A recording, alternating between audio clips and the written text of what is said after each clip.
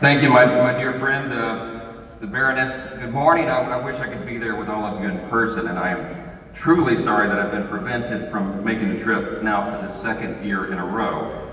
I was unexpectedly elected Speaker of the House just days before the inaugural ARC conference in October 2023, and I had to send my last-minute regrets. And now, just days before this second conference that I had so much been looking forward to, I found myself once again with late-breaking developments in Congress, this time involving our budget and government funding that simply doesn't allow me to leave the country. But there's no place I'd rather be than there with you this week as we had long planned, but I'm glad to at least have this opportunity to join you remotely. We find ourselves in a very unique and consequential moment in history, here in America and throughout the West. And I believe the timing of the ARC conference is truly providential. I joined the ARC Advisory Board 2 years ago because I was so intrigued by the idea of bringing together so many thought leaders and change makers from around the world to, as we determined, shape a hope-filled vision for the future. My friends, there really is great reason for our hope. Here in America, as you are all seeing, we're in the midst of a great change. In our national election a few months ago, our people delivered truly a mandate to make our country great again and to restore common sense in our public policy. Here and elsewhere, the radical big government progressives pushed that pendulum too far and too aggressively to the left, and the people rose up and said, enough. And now that pendulum is beginning to swing back to the center. And we've been given a once-in-a-generation opportunity to demonstrate now to our nation and the new demographics of voters who've come into our Republican Party for the first time that it really is our conservative policies that lead to human flourishing, because they're better for individuals and families and communities, individual states, and our nation as a whole. In recent decades, our government had become too large, too inefficient, and too powerful. And in too many cases, it had also been weaponized and corrupted. That is precisely what the framers of our Constitution feared, and what political philosophers and historians over the centuries have warned against. Almost two centuries ago, Alexis de Tocqueville wrote of big government. After having thus successfully taken each member of the community in its powerful grasp and fashioned him at will, the supreme power then extends its arm over the whole community. It covers the surface of society with a network of small, complicated rules, minute and uniform, through which the most original minds and the most energetic characters cannot penetrate to rise above the crowd. De Tocqueville noted that such a power does not tyrannize, but it compresses, extinguishes, and stupefies a people till each nation is reduced to nothing better than a flock of timid and industrious animals of which the government is the shepherd.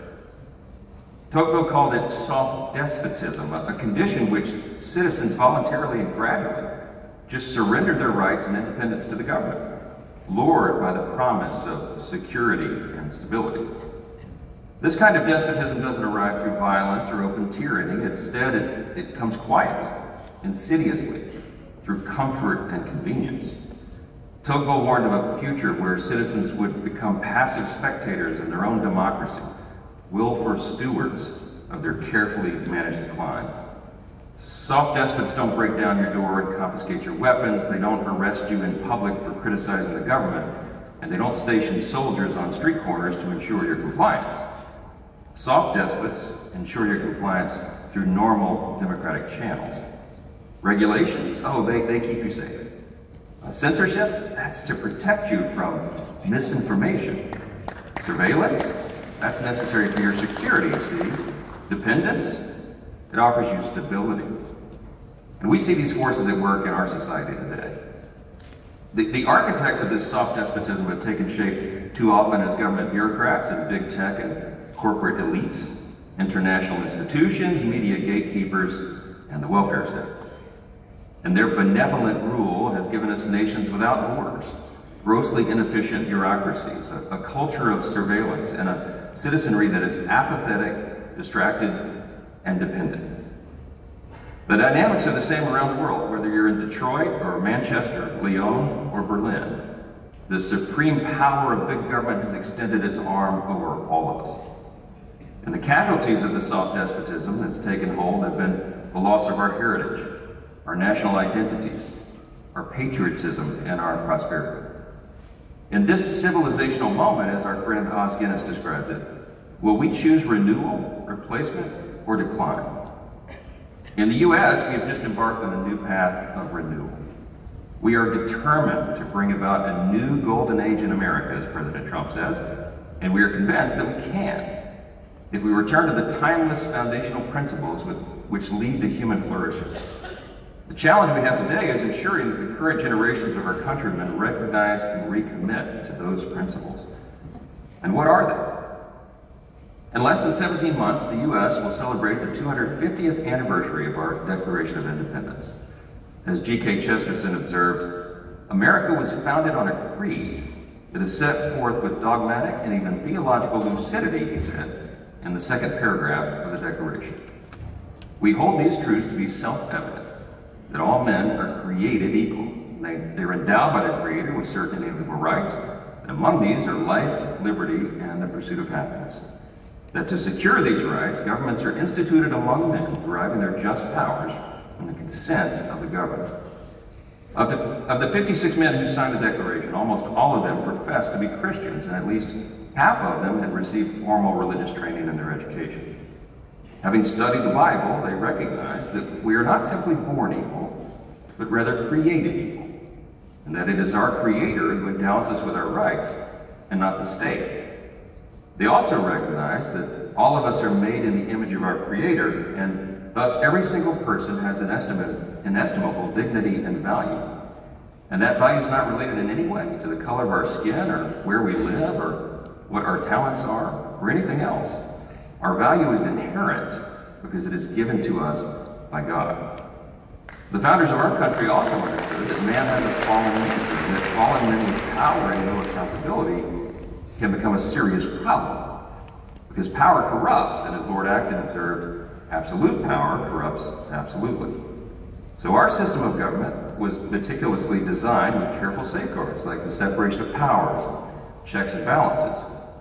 And our founders emphasized that a government of the people, by the people, and for the people could not long survive without a vibrant practice of religious faith, because they understood that as a necessary element to foster personal responsibility and to keep a general moral consensus among the people.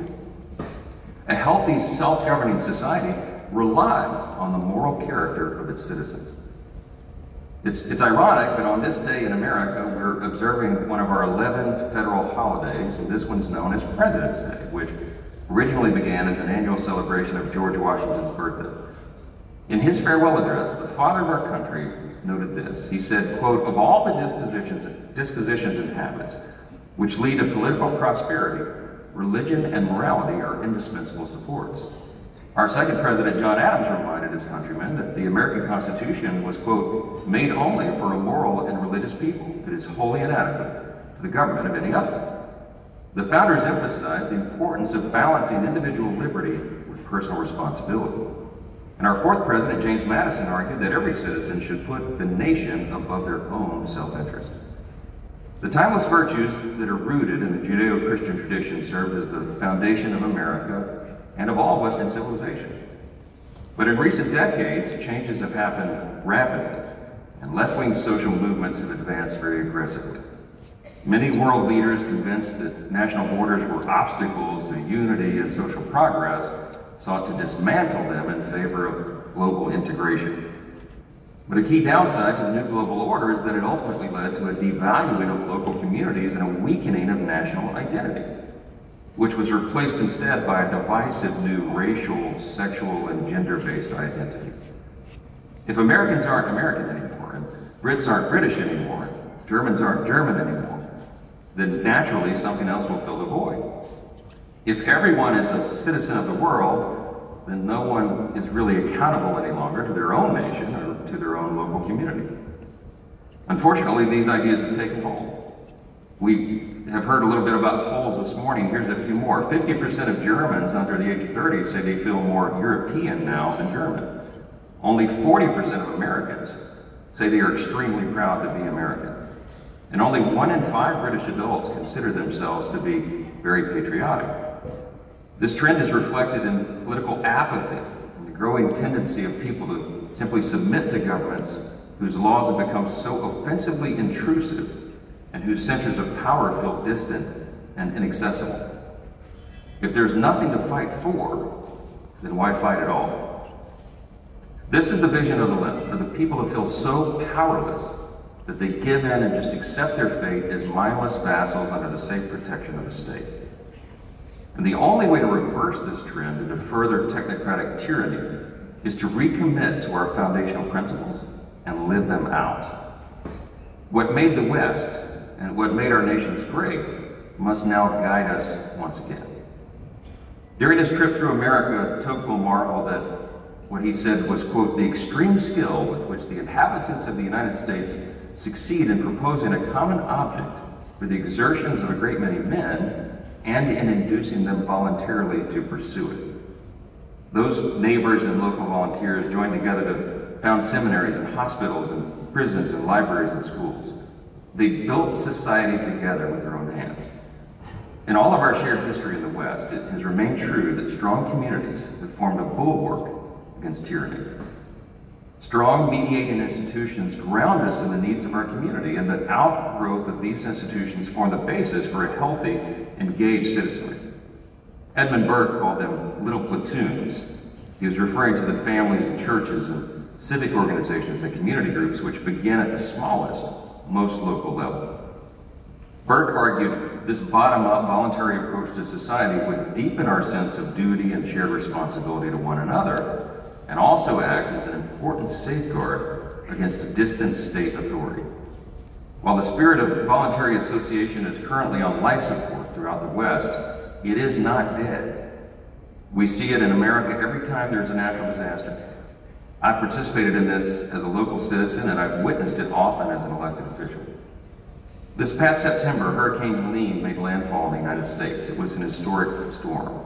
For 5 straight days, torrential rains and 100-mile-per-hour winds swept across the Atlantic, devastating homes and communities and businesses. It hit western North Carolina the hardest. As the Speaker of the House, tasked with ultimately passing the relief efforts through Congress, I wanted to take a trip to Ground Zero to witness the scope of this destruction and meet with the individuals whose aid our aid would eventually impact. One of our first visits to the state was to the First Baptist Church in Sewananoah, North Carolina. When we arrived, we were met with what looked like a military-grade aid station. It was so impressive. There were doctors and nurses and carpenters and chefs and scores of volunteers. The storm knocked out almost all of their cell and internet service throughout the entire region. So I asked the pastor's wife at that church, how did all this come together? She informed me that an elderly woman in the community who had recently purchased an entire cow to store in her deep freezer for the winter months had lost her home in the storm, but somehow the deep freezer had survived. She was worried that the hundreds of pounds of meat in her freezer would spoil without electricity, so she loaded it into a vehicle and dropped it off somewhere she knew it would go to good use, and that was the local church. Neither the pastor nor his wife were trained butchers, but they knew they had hungry mouths in the community, so they turned their sanctuary into a makeshift butcher shop and started cooking for the surrounding people. As the smell of grilled beef wafted above the small town, citizens showed up, and they continued to show up. And from that point forward, the church became the central hub for disaster relief, organized not by the state or the federal government, but by local neighbors, the community. It filled in where the bureaucracy could not. In times of disaster, local organizations are often the first to respond, well before the broken and bureaucratic federal agencies ever arrive. And they often have a much higher mission success rate, by the way. In my home state of Louisiana, organizations like the Cajun Navy, an interconnected group of volunteers with boats and trucks, have saved thousands of Louisianians during storms like Hurricane Katrina. I tell these stories because they serve as evidence that strong communities built on the spirit of voluntary association and shared responsibility are still very much alive. But it is a shame that it takes a natural disaster for us to recognize their value. This level of civic engagement should be the rule and not the exception, because the same principles that drive effective local action in times of crisis can also inform national policy and global leadership. In the last line of the Declaration of Independence, our founders wrote the following, quote, For the support of this declaration, with a firm reliance on the protection of divine providence, we mutually pledge to each other our lives, our fortunes, and our sacred honor. America's founders were willing to die for the cause of liberty, and this acknowledgement in our nation's birth certificate signaled a commitment that America would place our national interests over our individual interests and those of foreign nations. While we had gradually lost sight of this concept, the new American government is proof positive that we can rekindle that spirit once again. On this national holiday of ours, I'll quote the president that I most fondly remember from my youth, and that's Ronald Reagan. He reminded us of this famous admonition. He said, quote, "We cannot escape our destiny, nor should we try to do so. The leadership of the free world was thrust upon us 2 centuries ago in that little hall in Philadelphia. In the days following World War II, when the economic strength and power of America was all that stood between the world and the return to the Dark Ages, Pope Pius XII said, 'The American people have a great genius for splendid and unselfish actions. Into the hands of America, God has placed the destinies of afflicted mankind.'" American leadership clearly did help bring about decades of peace and economic growth and prosperity for the Western democracies. In America, we still believe in peace through strength, and we still understand our role in the world. A strong America is good for free people everywhere because it helps to keep the terrorists and the tyrants at bay.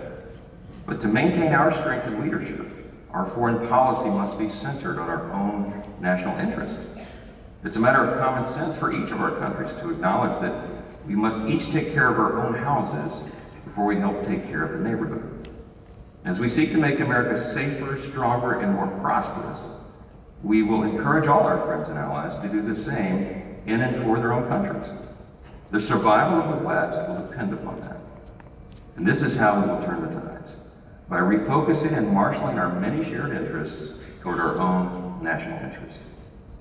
Recent elections in places like France and Italy, the Netherlands, and Germany signal that millions of freedom-loving people around the world share our concerns about unchecked power and the erosion of national sovereignty. As leaders in government, academia, media, and the arts, we must be prepared to steer their aims toward policies and mediating institutions that reduce government dominion over our lives and advance prosperity. In short, we must not let this civilizational moment pass us by. So how do we do it? Very quickly, as leaders, we should be working at every level to shift control away from established power centers and back to the people.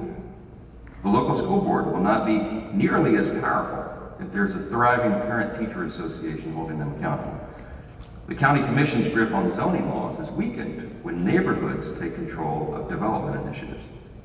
And organizations like the World Economic Forum lose their dominance when organizations like our ARC seek to challenge their hegemony. History has proven that centralized governments thrive when their subjects are powerless and indifferent.